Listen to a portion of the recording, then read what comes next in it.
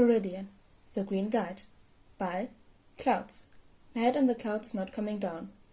Read by Oakshadow5. Chapter 30. Back in Action. Summary. Viridian is officially back on the streets and getting into fights. Izuku could hardly contain his excitement as he ran over the rooftops. Yes, logically, he knew that he had technically got out last week, but he hadn't actually been able to fight, so it didn't really count. He had gone to the beach that afternoon to practice with a slingshot, and he had gotten a little rusty, so he should probably rely on his other weapons for now, at least until his aim improved again. It took hardly any time at all to find a group of 4 men cornering a woman in an alley just outside Amplifier's territory, and it took even less time to find the hero herself. She had her back to him as she walked her patrol route, so Izuku threw one of his marbles to get her attention. She looked around for a moment before she saw him, but when she did, her eyes lit up and she immediately started running for him. Izuku was so busy wondering why she looked so happy that he didn't have a chance to turn around and run away before she had wrapped her arms around him. "Viridian!" she yelled. "You're back! How are you? How is your arm? Eraserhead, you broke it. Are you okay?" Izuku stared at her in shock.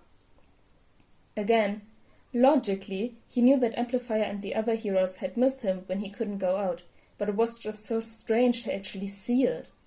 Somehow, Izuku had thought that they wouldn't really care if he came back, or that his vigilantism would count as his return, so no one would really make a big deal out of it when he finally got back onto the streets.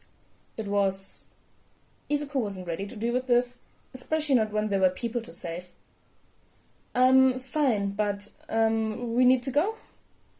To her credit, Amplifier let go of him immediately and let him lead the way to the alley he'd seen. Since he hadn't been fighting for the past month and a half, Izuku let Amplifier take the lead.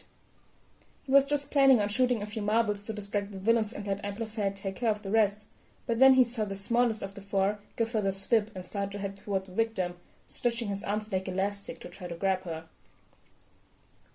Izuku ran to them and grabbed his pipes, bringing one down on the villain's arm, then started twirling the pipe to wrap the arm around it like a noodle and trap him.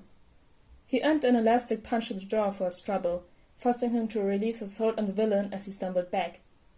Izuku lowered himself into a fighting stance as he took a moment to regroup. Thankfully, the villain had taken his attention off the victim and was fully focused on him now, but that also meant that more attacks were going to be coming, and that first punch had hurt a lot more than a normal one, so the extra elasticity definitely gave his punches more power. So what could he do? Well, if the quirk worked like a rubber band, then there was a limit to how far the arms could stretch, and they would turn brittle in the cold. He didn't really have access to anything cold right now, but if he could find the limit... The villain reached to grab him, but Izuku dodged and started climbing up the fire escape. It was a risk, but he hadn't seen the villain use his quirk in his legs at all, so it was most likely limited to his arms, meaning that if he wanted to stop Izuku from getting away, he would have to stretch his arms to grab him. Of course, there was always the possibility that he'd think Izuku was simply no longer interested in fighting him, and he would try to fight Amplifier or hurt the victim, so Izuku would need to be prepared to get back down onto the street quickly if that happened. He glanced down and smiled when he saw the villain reaching for him. He started climbing faster. If he could get onto the rooftop, then the villain would be reaching for him blindly, and he might be able to find some way to use that to his advantage.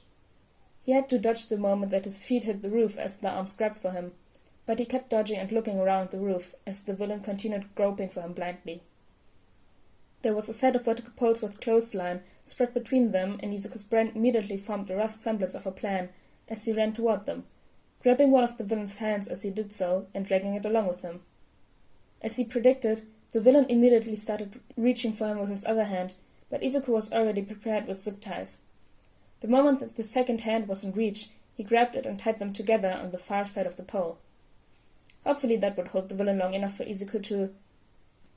His eyes widened as he heard a scream coming closer to him, and he whipped his head around to see the villain flying at him, which is when he remembered that when rubber bands were stretched to the limits, they tended to snap back. Oops! There was a loud clang, and Izuku flinched as the villain hit the pole. He ran over to check on the guy, who had obviously been knocked unconscious, but he still had a pulse, so Izuku hadn't messed up too badly. He didn't know what he'd do if he'd killed the guy. Well, it hadn't exactly been the takedown he'd planned, and it wasn't the cleanest, but Izuku wasn't about to complain as he climbed back down the fire escape. Amplifier had taken down 2 of the thugs in the time it had taken Izuku to handle one, and she was currently fighting the last guy, who seemed to be giving her a little trouble. Every time she landed the punch, the villain didn't even flinch. It was like she wasn't hitting him with any more force than a love tap. "Viridian! Get out of here and get a razor!" she yelled. "This guy has some sort of shock absorption quirk." Izuku nodded and started running. The villain tried to run after him, but Amplifier got between them. He heard her getting thrown against the wall, so picked up the pace. He didn't know how long she would be able to hold against a villain like that, but as long as she focused on dodging instead of fighting, she should be able to drag the fight out long enough for him to get back. Now, to get on the rooftops and find a razor. He ended up being only a block or 2 away, thankfully, and as soon as Izuku saw him, he loaded a marble into his slingshot and fired. Hopefully Eraser would forgive him if he got a bruise, but they didn't have time for Izuku to run across 3 extra rooftops to get in range to throw the marble manually. He didn't look back as he ran back to the fight, knowing that Eraser would follow him, and sure enough, by the time he could hear the sounds of the fight again, he could hear Eraser falling into step behind him. "What's up, kid?" he asked. "You're in more of a hurry than usual." "Shock! Absorption! Amplifier! Help!" Apparently, he was a little out of shape from his forced vacation, or else he was pushing himself way harder than he normally did, because he didn't even have enough breath to make himself intelligible. Eraser seemed to understand well enough, however, because he ran ahead, following the sounds of the fight, and Izuku saw him disappear down into the alley with his quirk already activated. Izuku himself stopped at the edge of the roof to catch his breath, knowing that he wouldn't be much use in the fight if he was this exhausted. He would just get in the way of the heroes, which was the last thing he wanted to do. He sat down on the edge and watched what was left of the takedown, which was basically just Eraserhead grabbing the villain with his capture weapon, then hitting his head against the wall to knock him out, which worked pretty well now, but the guy couldn't just absorb the impact. Izuku got up and stretched for a minute before turning to go find another crime. "Viridian, wait." Izuku turned to see Eraser pull himself up onto the roof with his capture weapon. "Shouldn't you be waiting for the police, Eraser?" "Oh, I left one of the guys on another rooftop." Amplifier mentioned something about that. Eraser's mouth was hidden by his capture weapon, but he sounded amused. "She said the guy literally launching himself into the air gave her an opening to take out one of the others." Izuku grimaced. "I didn't really mean to do that." Eraser let out a huff that sounded suspiciously like laughter. "Sure you didn't?" "I was just trying to tie him up, I swear," Izuku insisted, but he was smiling now too. "It's not my fault he stretched too far trying to catch me."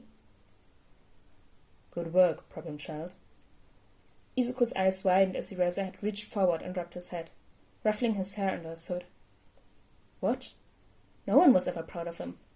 Well, maybe except his mom, but even that felt like a relatively recent development.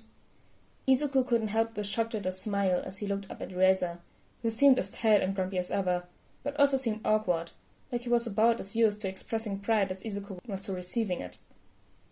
After a second, Eraser took his hand back and sighed. "Kid, let's go somewhere where the police aren't going to try to grab you. We need to talk."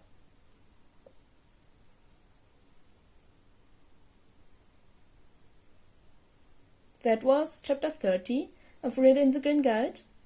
We're in the 30s now, guys.